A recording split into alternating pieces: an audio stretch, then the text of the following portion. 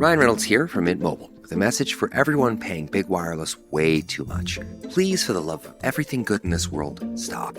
With Mint, you can get premium wireless for just $15 a month. Of course, if you enjoy overpaying, no judgments, but that's weird. Okay, one judgment. Anyway, give it a try at mintmobile.com/switch. Upfront payment of $45 for 3-month plan, equivalent to $15 per month required. Intro rate first 3 months only, then full price plan options available. Taxes and fees extra. See full terms at mintmobile.com. Today on CityCast Houston, we're talking roads, but not the usual traffic or construction. There's a battle between city leaders and residents over a plan to completely shut down a road in downtown. Let's get into it. It's Tuesday, April 29th. I'm Raheel Ramzanali, and here's what Houston's talking about. I've got Ryan Nickerson, who is the quality of life reporter at the Houston Chronicle. Welcome back in, Ryan. How are you? I'm doing great. Thank you so much for having me today. Of course. And I've got Amy Erickson, who is an organizer with People for Polk Street and also lives in the east end of downtown. Amy, how are you? I'm well. Thanks for having me, Raheel. Absolutely. All right, Ryan, I want to start with you because usually the city is improving roadways and not closing them down. Why does a city want to abandon Polk Street? Yeah, so the city is abandoning Polk Street for the new convention center upgrades, the $2 billion George R. Brown Convention Center upgrades that are, supposed to bring in new life basically to downtown. And in order for the convention center to be upgraded, they say they need to close down some streets basically in downtown in order to have construction, and it's just part of their new plans. But why this specific street, for the new GRB upgrades and all that? Why this one? Because it's one of the main connectors between downtown and East End, and looking at the planned upgrades to the convention center, that's supposed to be like a key part of the upgrades. It's supposed to have like a new building on top of it. And so since this project has been in development since 2023, the George R. Brown Convention Center upgrades, and it's $2 billion, and it's supposed to transform downtown Houston. And Polk Street is in the middle of that pretty much. And so Houston First Corporation, which is a local government corporation, is trying to pretty much buy the street from Houston. And they need to buy it in order to continue the expansion. And this project, by the way, the GRB, the George R. Brown Convention Center upgrades, that's expected to be completed around 2030. So this is something that's very pressing. Amy, how did you find out about this? One of my neighbors who cycles to work in downtown each day saw the sign on his morning commute and sent a picture to the Civic Association leaders. And that's how we found out. Even our own council member wasn't aware of it. We're the ones who sent it to him. Whoa. So even the council member didn't know about this. That is wild. What did the council member say about that? He said, let me find out what's going on. He's on the Houston First board along with Councilmember Twyla Carter as ex officio members. They were appointed by the mayor. So the George R. Brown has had a master plan to expand. It still exists on the city's website since 2011. That plan shows Polk remaining open and a totally different layout. And, it was really set in on February 1st when those signs went up with a 30-day comment period. And, that's a really short time frame to do a major closure like this. What is the impact to residents and businesses? Like, how does this affect your quality of life? Yeah, sure. So the East End has historically faced some mobility constraints due to developments that have not always taken connectivity into consideration.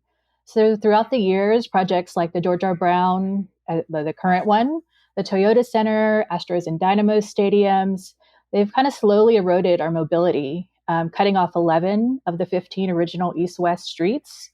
The closure of Polk Street, it would be, Polk is our only cross-downtown connector that's south of Harrisburg Boulevard. It would be a tremendous loss for our community. Mm-hmm. As you may know, the East End houses a majority of the region's rail infrastructure, and this drives Houston economy, but it really restricts our mobility. So we are looking to preserve every single option we have, and a Polk closure would not do that for us. And when you say connectivity, what exactly do you mean?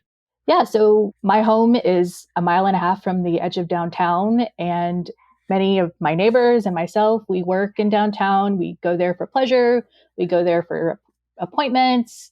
Um, there's teachers that work downtown, South Texas College of Law, doctors who work at St. Joseph's. So that's our way into downtown, right? We can hop right on that major thoroughfare, and it connects us all the way from Wayside or Highway 90 into downtown, and then all the way across through downtown to the west side of downtown. As you might know, the Pierce Elevated is going to be decommissioned with the 4559 expansion project. Yep. So that's currently kind of our access to west downtown. You know, we can take that, hop off on Allen Parkway, and get to areas on the western side of downtown. So we're going to be losing that. And then losing Polk on top of that is just insult to injury for us. Wow, that's going to be such a tremendous loss for y'all. But Ryan, I want to ask you now, has the city or Houston First, anybody, have they said anything about creating a solution, on other streets to avoid the trains, to maybe increase mobility with bikes and walking, anything like that? Yeah, so they have said that they want to make Leland Street a two-way street. And the CEO, Michael Heckman, Yeah. he was unclear on whether or not they're going to include a bike lane. I'm pretty sure Amy would know more about that. But basically, to compensate for the loss of Polk Street, they want to convert Leland Street into a two-way street. Amy, as you mentioned, you found out because your neighbors saw a sign. Council members are finding out kind of on the fly as well. This is frustrating, right? Like hearing your voice, have they been transparent, the city, with the whole process? Yeah, not at all. There's been a major obstacle for us has been the lack of transparency.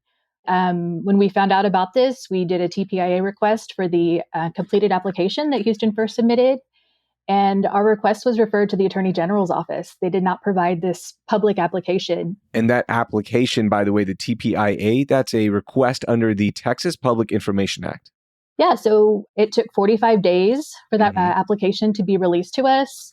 Even though we were the original requester, somebody from press got it even before us. And that public comment period was originally 30 days. The 45 days it was well after that original comment period was closing. Another thing that's been troublesome is misleading statements being made by elected officials.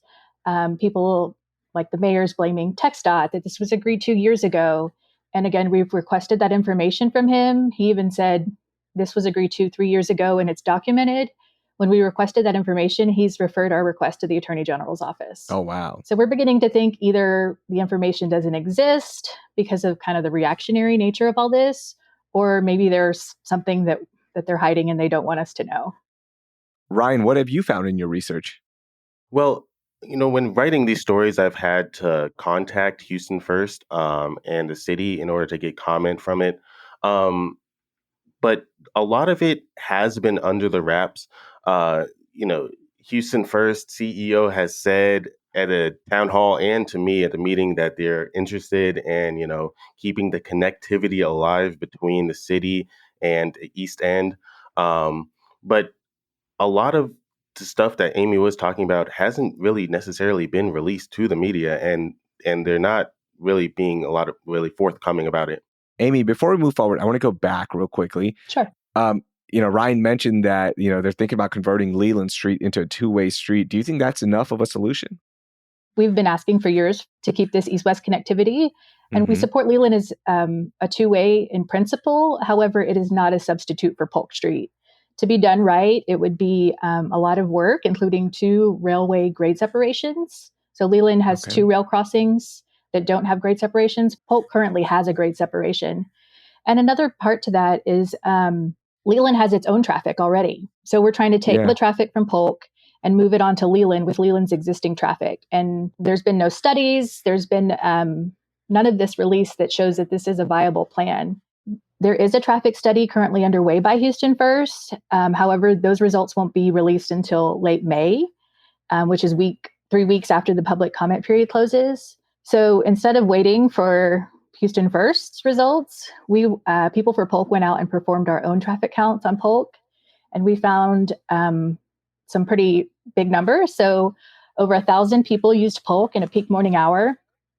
And this is even a conservative estimate that assumes each vehicle is single occupancy. And we know that public transit, ride shares, carpools are really popular options for commuters. We also found that about 90% of the traffic was vehicular, with 10% of the traffic being pedestrians and cyclists. And it's debunking that argument that nobody uses bike lanes. And the community has a real appetite for the preservation of our multimodal transportation options. Oh, yeah. We've done full episodes on this one, and I'll link that in our show notes, with just figuring out what the mayor is doing, right? Taking away bike lanes and safety when it comes to bike lanes. But that's a different topic. Now, you found those numbers. Those are pretty big numbers. Did y'all count how many are on Leland right now or anything like that? Or could it even handle that much? Like, that is massive. 1,000 people. And that's just on like an average. So that's in an hour. We've only counted on Polk so far. We're planning to go out this week and collect numbers for Leland. But on Polk Street, when you add in the Metro 4041 routes, that ridership, it comes out to over 90,000 weekly users on Polk. And then over the course of a year, that's 4.7 million trips on this vital connector. So we're not exaggerating when we say Polk is an arterial lifeline for us. So, Ryan, this is a very important street that the city really wants, right? And there's an actual process for this, and you wrote about this, and it's called abandoning a street, right? That's the technical term. How does that happen? Because it's very complex. Right. Yeah. So when I first started reporting about this, I was like, how does the city even do this? I've never really heard of the city abandoning a street. That sounds dramatic, right? And I bet, like, if I didn't know the process for this, other people wouldn't know the process either. So I wrote an article about what is a street abandonment and talked with Houston Public Works about it. And pretty much a street abandonment is when the city of Houston gives up public ownership of a street or alley so it can be sold to nearby property owners. And in order for that to happen, all the parties between the property owners, the city, and the utilities have to agree on a sale. And it starts off with an application to what is called the Joint Referral Committee, which is a group that reviews requests on all of the abandoned public streets, alleys, and utility easements. And it includes people from Houston Public Works, the planning department, legal, the police and fire departments, and a little bit more. And it's not a short process. It has to go through a lot of different channels. This also involves a public comment period if the application is approved. Like I said, it's not necessarily easy and involves a lot of coordination and public notices. But one thing that's interesting is that Houston Public Works told me that, actually the city is not required to post signs notifying the public about a proposed street abandonment. But for this one, that would affect a lot of people. They did for this time. Hold on. First, that is very complex, right? And we're going to dig into that in just a second. But the city doesn't even have to let people know. Like, they could just, one day, that street is abandoned. Yep, pretty much. Wow. And they're pretty straightforward with that. The Public Works spokesperson told me the city is not required to post signs notifying the public about a proposed street abandonment. Also, I was curious on how often it happens. I asked Houston Public Works that, and they didn't really have an answer. They said, we'll have to get back to you on that, because it's not necessarily something that's easy to track. Now, street abandonments aren't always this public. A lot of times they're like dead ends or alleyways that are really inconsequential. So sometimes they fly under the radar. So they're kind of hard to track. You have to go back through city council meetings and see like who is asking for these applications and when city council has voted on them in the past. So it's not really something that's intuitive on how often they happen. Amy, how does that make you feel as a resident? Yeah, I was told the same thing, that it's not a statutory requirement, that it's complimentary that they're doing this. And that's just wild. These public right-of-ways belong to the taxpayers. They belong to the city. And something we found out, again, after 45 days when the application was released, we found out it's actually 6 streets, not just Polk Street, that was going to stand to be abandoned. And even to date, there's still only signs on 3 of these 6 streets. What are the other streets? So it's Polk, Clay, Bell, Shenevert, Jackson, and Hamilton. And so I've been telling my friends, like, imagine tomorrow something went up that says we're going to abandon Allen Parkway on the west edge of downtown because we want to expand the City Hall complex. Like, you can bet that the community would revolt against that closure. And I think that the voices on the west side of town might be listened to. So for us, it's an equity issue. And we really want our voices to be heard and our connectivity to be prioritized.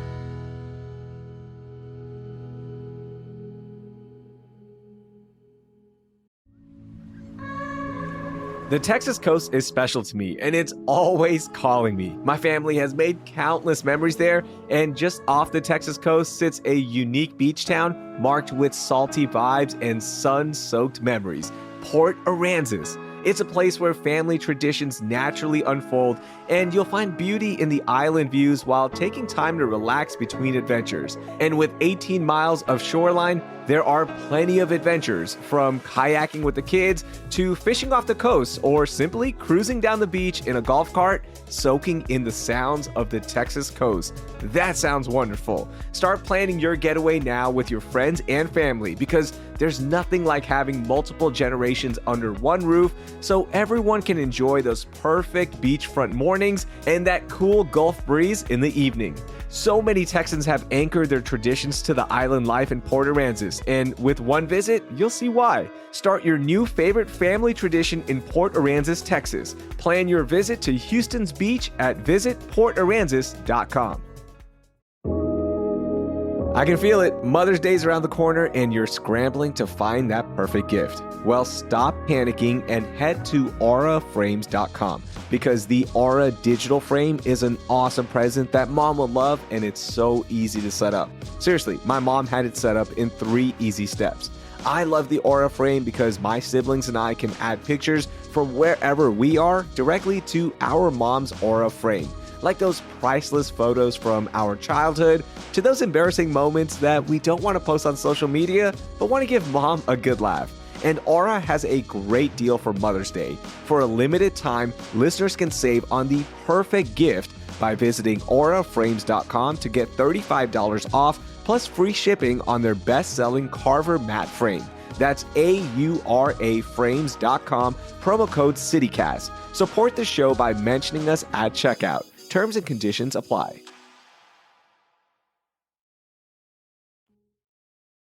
Ryan, I want to go back to that complex process. Where are we currently in that process with Polk Street? Right. So the sign went up February 1st saying that the city was abandoning the street. After that, it's a 30-day public comment period. Now, since this was such a high-interest street abandonment, the city extended the public comment period another 30 days. So on the 1st, on Thursday, the public comment period will end. And then, so the JRC will send a letter back to Houston First outlining the specific requirements on the location, some things that they need. It'll go back and forth for a while. The property will need to be surveyed and appraised next to determine like the fair market value of it. And the city and Houston First will conduct their own surveys and have their own appraisals for how much they want to pay for it. And then the Houston First is going to have to receive a no objection letter from pretty much the utility companies confirming that the abandonment will not require them to relocate. Wow. And then before the request goes to city council for approval, the applicant must pay. So Houston First is going to have to pay the fair market value of the property. And then I asked Houston Public Works, I was like, so if Houston First pays the fair market value of the property and it's not approved by city council, will they get their money back? They said, we'll look into that. We don't really know right now. Okay. And then, so the final step is for the city council to vote on and approve the street abandonment. And Houston First said during a public meeting that they plan on closing the street in October. So I'm going to have to assume that the city council vote would be right before October. And by the way, Houston First is a government corporation, okay? And this is important to point out before I ask this next question. And you kind of already answered this a little bit, Ryan, but I want you to say it one more time. Who exactly is on that joint referral committee? Yeah, so people on the joint referral committee is a lot of people, but people from Public Works, the planning department, legal, the police, fire departments, the Office of Code Enforcement, and the real estate department. So a lot of people who are either with the city or affiliated with the city.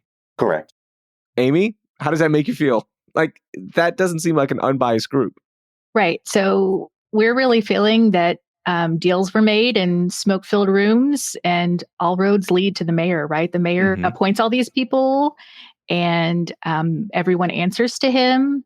So we realize what a force we're going up against, but we're really invested in this and we're going to go down swinging on this issue. Yeah. What kind of feedback have you gotten from the city so far during this comment period?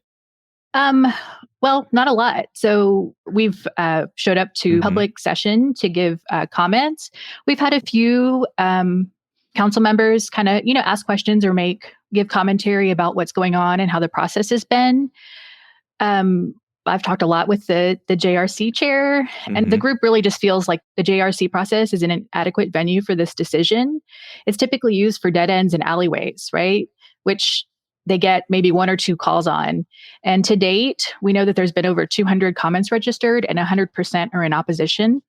And then with Houston First being a local government corporation, right, they're getting that hotel occupancy tax dollars to build this project. And other convention centers nationwide have really collected meaningful community engagement in their processes. And when they do expansions, and Houston First is unique in that, again, they just posted signs and they are proceeding forward like this is a done deal for them. Like nobody was going to oppose this or have anything to say about it. The only good reason that we don't even think it's a good reason, but the only reason they've given us as to why they must close Polk Street as opposed to, like building over it like other buildings in downtown do, is that they want the contiguous floor space to sell convention space. And we've looked at a dozen other major convention centers across the nation, and there's no one else that has blocked this many streets. Right? You need to allow room for people to get there, for visitors, for people who are flying in from out of town using an Uber to get from the airport to the Hilton or to the Marriott or to the convention center. And building a roadblock like this, it's not even beneficial to them, and it's really harmful to us. Yeah. And it's, wild. Like when I go to a Rockets game, like you'll see people who are there for conventions or business meetings, like actually using Polk to walk to East Downtown and get to the bars and restaurants on that side, right? So it actually helps a lot of the people who are here.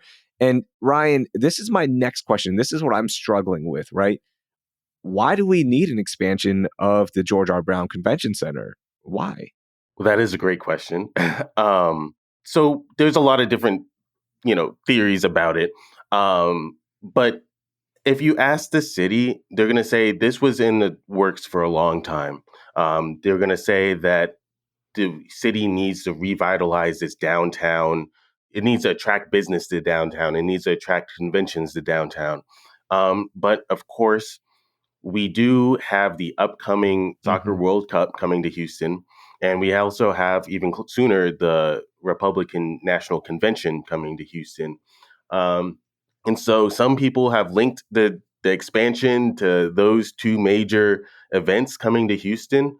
But this won't even be done by then for either of those, right? Because this is estimated to be completed in 2030. The World Cup is coming up next year, so we won't even be close to being done.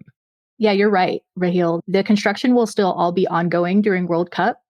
I think their hope is to kind of pause construction and have it cleaned up where, visitors can get around. But the driver really is the rush to complete the GRB South Transformation Project and Mayor Whitmire has said this himself, was for the 2028 Republican National Convention. And we just feel like that is driving really hasty, short-sighted decisions that are going to have permanent negative impacts to future generations. This isn't just in a short term, it's bad. This is really bad long term. Yeah. And Ryan, to go back to your answer, right? Like the city has already gotten these events with the current GRB. Right. Why yes. was this need there? Like it's not like the city is struggling for major events and major conferences, it seems like. Right. I mean, I can't really say to why it's now they need a new convention center, but Whitmire has said, quote, jobs, jobs, and jobs, guests, land values, revenue to the city to use for affordable housing. That's what he told the Houston Chronicle a while back. And he said, quote, it'll impact every facet of Houston governance and our quality of life issues. It's a rebirth in downtown Houston. And speaking of solutions for Polk Street, I understand they want to convert the street into a closed cat park, which is like a covered park. Tell me more about that. Yeah, so during a public meeting, the CEO of Houston First said he announced the plans of a green space in between the convention center, and it'll be completed, he said, in the 2030s, but it's supposed to have like a lot of green space and connect the East End to downtown and walk over the completed TxDOT expansion highway. There's renderings of it online. In my opinion, this is just my opinion, it looks pretty cool. But the issue that I see with it is that, one, it's going to take a long time to complete. And two, I don't know if it solves the issue of connectivity between the two areas of town.